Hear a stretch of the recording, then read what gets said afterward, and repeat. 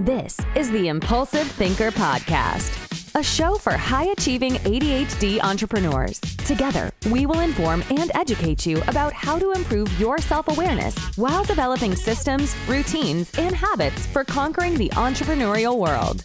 Here is your host, Andre Brisson. Hey there, Andre Brisson with another Impulsive Thinker short. Just something I've been thinking about for a while here is, I think what sets the high-achieving ADHD entrepreneurs a little bit separately than a lot of the other adult ADHDers is that we've already gained a high level of success. We have a drive, and we don't need to work on that. Unfortunately, there's quite a few people with adult ADHD that requires to work on that, but for us, we don't. And I think that is often one of the reasons why we're misunderstood as can't have ADHD, or, you're making a lot of excuses not to do much, or a lot of it why it's hidden for us. There's a lot of hidden frustrations and self-esteem destruction. But in the end, what I realized with my journey from diagnosis to to accepting it and understanding how my ADHD works. I was struggling with reading and following a bunch of different other books and groups and all that, because a lot of people were challenged with motivation and severe procrastination and just the inability or the lack of drive. And I'm not judging them or criticizing them. That's a tough thing to overcome, and that's a challenge and a journey that they must pursue. But what I realized is that I was separate.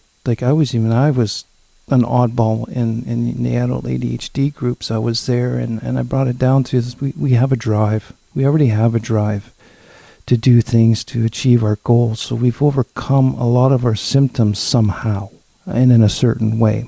And but at the same time, there's a lot of challenges still. Procrastination is still one. Distractedness is another one. But the challenges that we face as high-achieving entrepreneurs is that we always seem to fail at every goal achieved or every success criteria gained. I can look back and I write my goals down. I kind of measure them, and they're all measurable. I've achieved them, and I look back over and I've achieved a massive amount of stuff, but I've never felt successful or happy I achieved them. And a lot of that can have to do with the post-success depression, which I want to talk about in more detail in one of my interviews with one of my guest hosts, because I just went through one severe one this past year in March, and that's a bad one, because a lot of times we know nothing's going to, once we succeeded and we achieved it, well, what's left to do? And we like the process of getting to that goal. So there's that. And the fact with our executive function disorder, our working memory issues, is that we spend a lot of extra time gathering information, reorganizing information, planning, organizing to make sure we can see everything. And in my early years, I had a very convoluted, massive system of multiple locations, and I found that with time was actually made it worse, because I had to try and keep everything organized and transfer everything from one spot to another into the right books. I had a lot of binders for different things. And over the last couple of years, I really buckled down and brought it all down into one, and simplified the process also. But in the end, we lose things. If it's not in front of us, we lose it.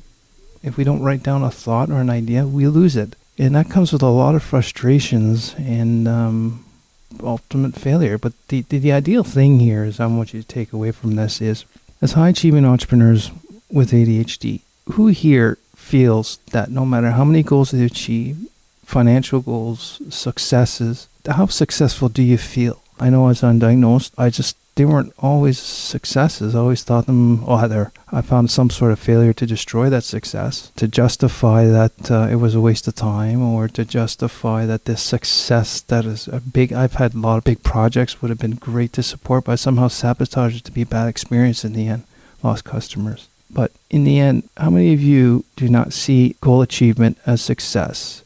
How many of you do not realize how many goals and you've achieved and succeeded in the past? I challenge you to go back, write down everything that you've set a goal that you achieved over the years, and you'll be surprised at how big that list is. challenge for me the last few years since my diagnosis is that I have to now cognitively decide to celebrate a success and to enjoy it. And that was a tough one to develop into, that habit. It's still tough, still a lot of negative distortion and negative talk about it, but in the end, I want the successes to be celebrated. And if you're ahead of the game on that, how do you celebrate success? And do you forget about your successes, or do you just move on to the next one and forget everything that you've done in the past like I have? So I think I've asked you quite a few questions on this. So I guess ultimately what I'd like to hear from you is, have you measured your success in the past? Are you measuring them now? Have you seen your successes as failures, or just, it was easy to happen and no big deal? And that was a lot what I do. I'd like to hear from you in the comments down below, or at questions@theimpulsivethinker.com. Again, thank you for listening. And I think this is one of your great examples of as an impulsive thinker short, where I hope it followed a track of mine. If you like what you're hearing, please subscribe or share with people who might benefit from hearing with these random thoughts in the interview series. Thank you. Talk to you soon. Thank you for listening to the Impulsive Thinker podcast. If you have a question, comment, or suggestion for the show, please visit theimpulsivethinker.com. The Impulsive Thinker podcast is produced by Tactical Breakthroughs and hosted by Andre Brisson. Remember, ADHD is only a part of you, not all of you.